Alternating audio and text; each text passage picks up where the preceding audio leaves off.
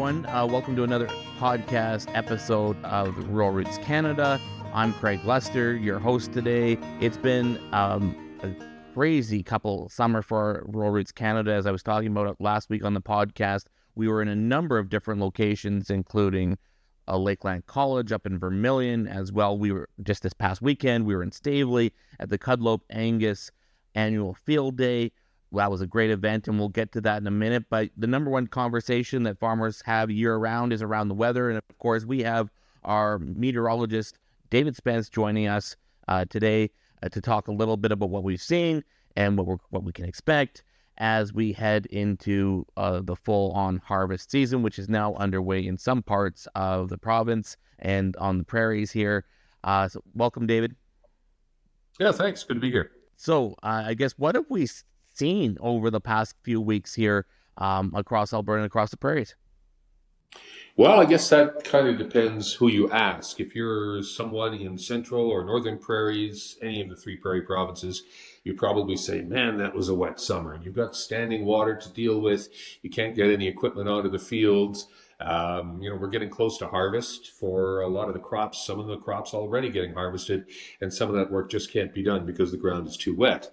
And then by contrast, you go into the southern prairies, especially southeastern Alberta and southwestern Saskatchewan, where you've had maybe 90% of the annual precipitation, which isn't bad, but it's a lot drier than it has been in central and northern regions. So your story is you've had a dry year, and you haven't had perhaps the moisture you were hoping for. Nonetheless, all the crop reports seem to indicate that the crops are pretty healthy in these regions. And now that rain has returned to the southern prairies, there's some concern there that may disrupt things and may degrade the quality of some lentils, at least according to a farmer who reached out to me. That's what they're concerned about. It was interesting. We were having a conversation about this in Stavely on the weekend, and they haven't seen quite the rain that they want sort of thing this year, but they weren't really complaining because the crops are okay. And obviously they can't, as they know, they won't get everything that they wanted in a given year, but they were optimistic that they were going to have a fairly good harvest, and so they were quite pleased with how things had gone. Sort of thing, a little bit more rain, but they said that it could be worse. And I think, and then you go up into central east Alberta, east of Edmonton. There, that whole thing has it declared an agricultural emergency, as you were mentioning, David, standing water. And we've seen video, both you and I, of cows walking through standing water in grazing pastures that normally don't have any moisture in there. So it's just been a year of contrast in some places, and I think that's interesting. Have you taken a look at what the latest drought monitor is? When's the last time Environment Canada issued one? Well, that's actually put out by Agriculture Canada, and it should be coming out any day now. In fact, it might even be out now. I haven't checked this morning. But another region to point out would be the Peace region. It has also had a very dry summer as well compared to other parts of northern Alberta. But just some of the numbers. I mean, let's take Edmonton, for example. The South Campus Weather Station at Edmonton, 459.9 millimeters of precipitation, and that's only since April. So April 1st through to the end of July.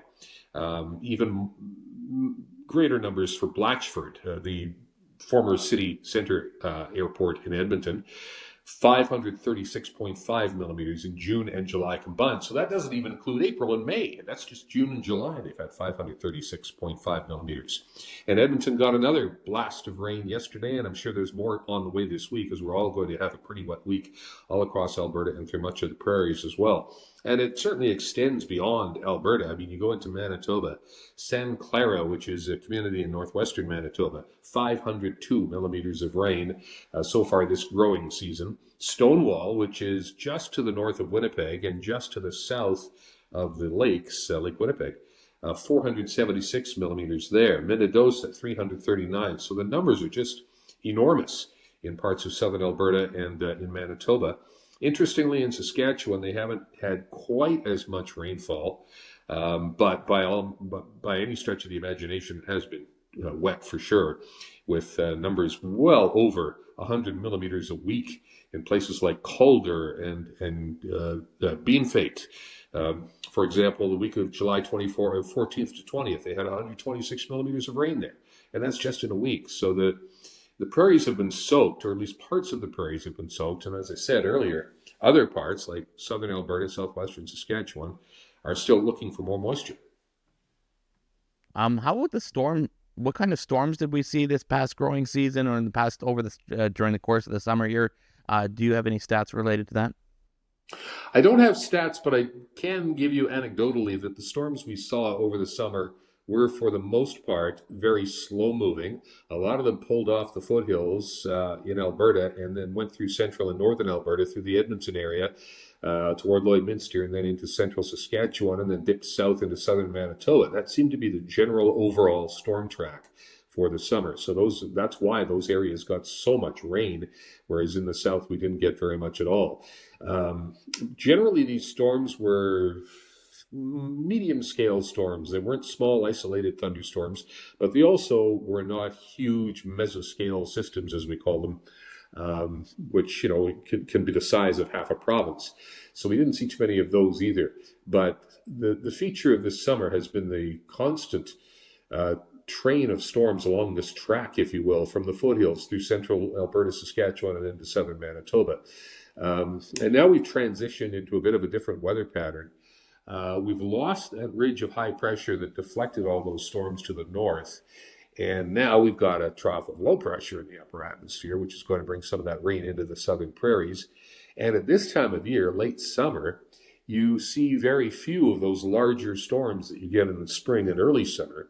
What you do see is some isolated thunderstorms, and we've seen that crossing the prairies over the past 24 hours or so, several of them across all three provinces.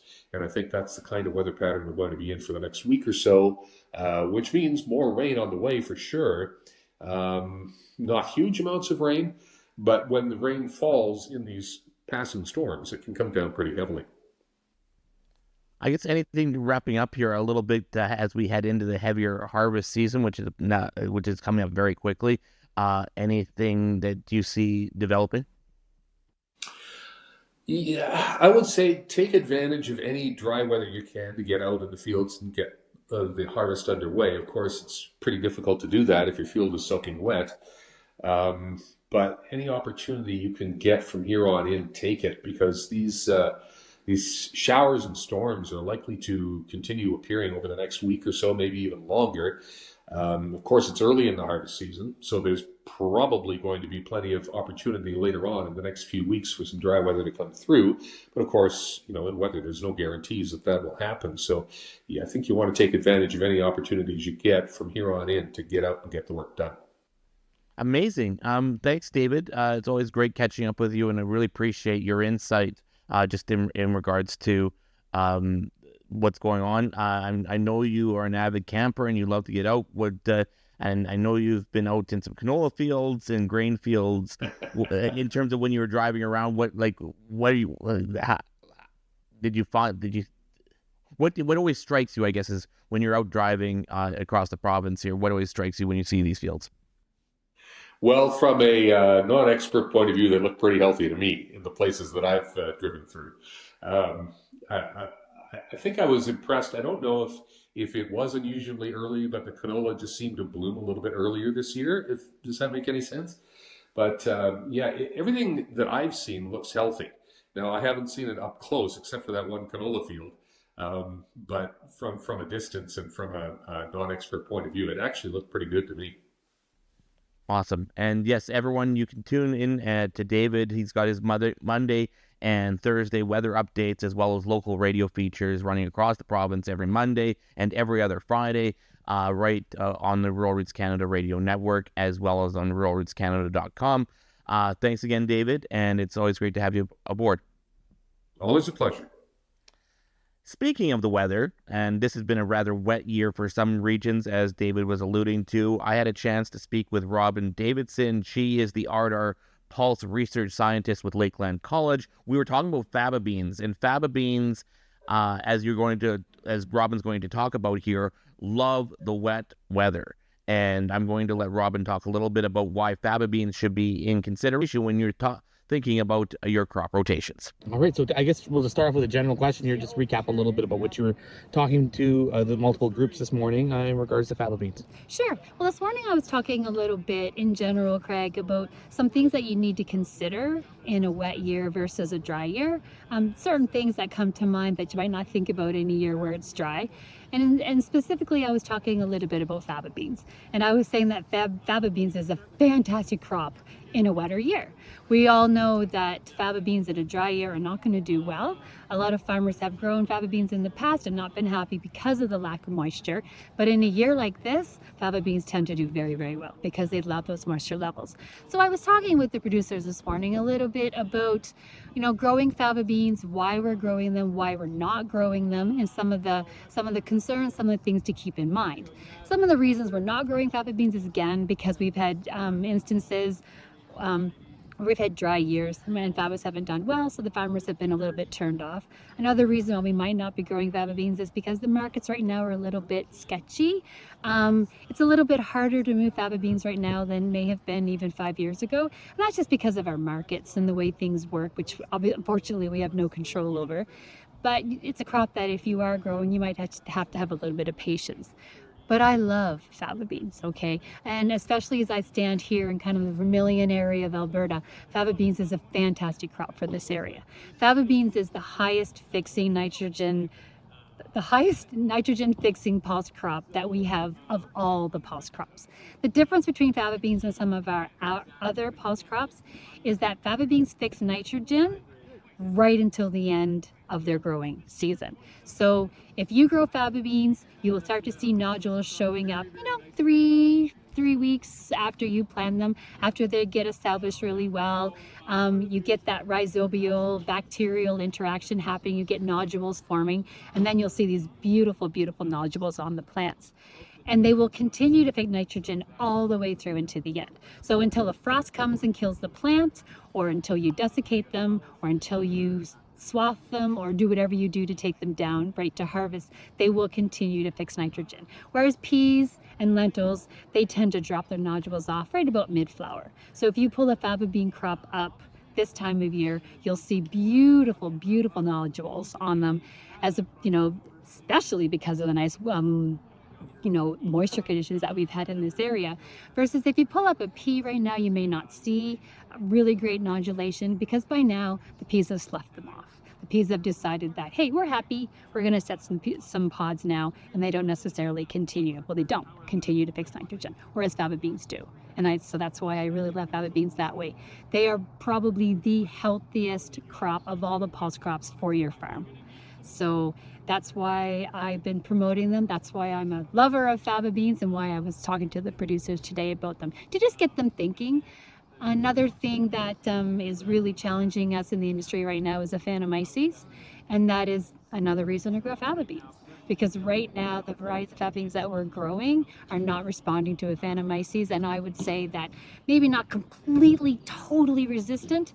We're gonna research that more going forward. But at the moment, we're not seeing any issues with Aphanomyces and fava bean crops across the prairies. So another good reason to grow fava beans, especially if you're trying to keep a pulse crop in rotation, and you can't because of Aphanomyces affecting your peas and lentils. Now, of course, lentils and fava beans are going to be grown in different parts of the province, probably, because they're very opposite ends of the spectrum when it comes to moisture and heat and soil conditions and things like that. But if you're in an area where you get to choose favas. Amazing. And so Robyne, just tell us a little bit about your background with researching fava beans. Well, I've been kind of focused on fava beans since the beginning of my career. As a pulse specialist, I've been kind of always at fava beans. I would say that I did some really intensive research on fava beans when the fava bean acreage in Alberta really exploded. That would have been like 2019, 2021, kind of those years, anywhere from like 2018 up to 2022. We did some really intensive research on fava beans, and we learned a lot about whether they respond to nutrients, especially the micronutrients. We learned a lot about their nitrogen fixation properties and really just how fantastic they truly are.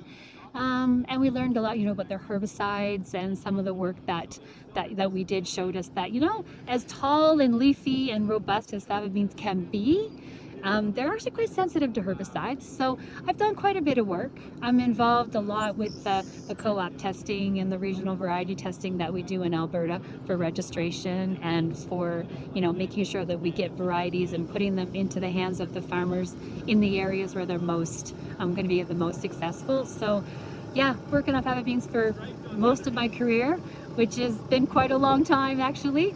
And yeah, they're still one of my favorite pulse crops to work with. There's still always something to learn about them as well. That's Robyne Davidson. She is the RDAR Pulse Research Scientist with Lakeland College. Thanks, Robyne, for taking time to do that interview while I was up at the Crop Diagnostic Days, Lakeland College edition. That was in July, just one of the many trips that we made this summer. One of the other trips we just recently made was down to Stavely, to the Cudlobe Angus and Cudlobe West ranches. What a fantastic event they put on down there. They have a field day where you get a chance to check out their cattle and bulls. And once again, I had a chance afterwards to sit down and talk. First off, I had a chance to speak with Matthew Bolduc from Cudlobe West. So tell us a little bit about how exciting it is to see your clients and customers come out for today and to have conversations with them. It's an excellent day today. We got to see lots of people we've sold a lot of bulls to, some new faces today. There's a lot of optimism in the beef industry, lots of excitement. So it's really cool to see that. And, I think the cow herd's on the upswing right now, and it's awesome to see the amount of enthusiasm in the beef industry right now. Amazing. So obviously you have this day once a year sort of thing. Does it ever get old? Sometimes we think we should change it, but, attendance has always been awesome. Our bull sale clientele is a great group of people, and we have so many repeat customers, everybody keeps coming, and they're always excited about the new bulls we've seen, the new genetics we're using. So it's always good to see that enthusiasm, the same enthusiasm we have when we're breeding the cows 2 years before sort of thing. And, the genetics these guys are getting when they're seeing them calves, they're excited about these calves before they're even off the cow. We were talking about the size of the herd rebuilding, a lot more optimism than may have been in years past. Anything that you attribute to that? I think it's just, the beef industry as a whole is really strong right now. It's kind of the cow guys' turn, I guess, to have some optimism in the industry. And with the moisture in most areas, I think we're in a sweet spot where, there's a lot of going forward, and they're going to rebuild the herd. And, last year heifer bulls were strong. There's a lot of interest in heifer bulls today and kind of the genetics for them. So I think those are positive signs. The guys are going to breed lots of heifers this year. Anything you'd like to add that I haven't asked you? Just we're excited to be in the beef industry, and I think this is going to be an awesome time to have cows. That's Matthew Bolduc from Cudlobe West. I also had a chance to speak with Dice Bolduc from Cudlobe Angus about the field day, as well as some of what they were seeing in terms of the weather and other things about their operation. So I guess what we'll start off with here is just, another great event here. What warms your heart about seeing everyone come together once a year? Well, it's great to have our repeat clientele come here that have bought bulls for. Talking to one gentleman here, he said, talked to me, he said, been buying bulls here for 19 years. Said, first 4 bulls I bought, Dice, I couldn't have the money to pay for them. But he says, you told me, he said, don't worry about that. When you deliver the bulls, I'll have the money for you. He said, always appreciate that. He's been a customer. He's bought total Cudlobe bulls for every bull for the last 19 years. Incredible. And in regards to how optimistic are people that you're seeing today about the industry? Yeah, I think our clients are very optimistic. Our Cudlobe influence calf sale is coming on, and guys are gonna have it the 5th of October, and it'll be really good. It looks really good, this industry. I know I was in Amarillo, Texas at Feeders Forum here earlier on this week, and had an analyst there that said this thing has been going on a rise for 75 weeks. It's the longest rise ever in the industry, and he said it's getting a little gray-haired, but we don't see this thing turning around anytime soon. There's no indication that this thing is going to slow down. Amazing. And so we're standing not too far from your silage pit here. Yeah. So then talking about the silage you just took off. The silage we just chopped off. We chopped off 230 acres of silage.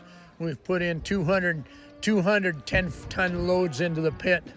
So yeah, it was good. We struggled with it a little bit. It got dry on us, but here in southern Alberta, we've learned how to manage dry conditions. We were chopping that stuff early in the morning. We were spraying them swaths with a water truck before we were chopping them, so we had enough moisture to pack that stuff. And so, yeah, it's going to be fine. In southern Alberta, it can be, it can be dry here. It's not as dry here as it is in other places. I know David and I were in Amarillo, Texas there in the middle of the week, and when you get to Denver, you don't see a green blade of grass from Denver south. Incredible. Anything you want to add, Dice, that I haven't asked you? No, not really. We're really in, we think this industry is just great, and the Angus industry is in great shape, especially here in Western Canada. There's a lot of, these cattle are going to be good, and the carcass cattle are, the high-end carcass cattle are still going to go out and bring a premium, those cattle, and they'll still bring a lot of certified Angus beef is still growing, and Western Canada is a big part of it yet. Thank you to both Matthew and Dice for taking time to do that interview, and thank you for Cudlobe for the interview, Cudlobe Angus and Cudlobe Angus West for the interview, for the invites to come down to their field day. And that wraps up another great edition of the RRC podcast. Be sure to tune in again next week. We still have a lot of ground to cover in regards to all the different places that we have been this summer. For Rural Roots Canada, I'm Craig Lester.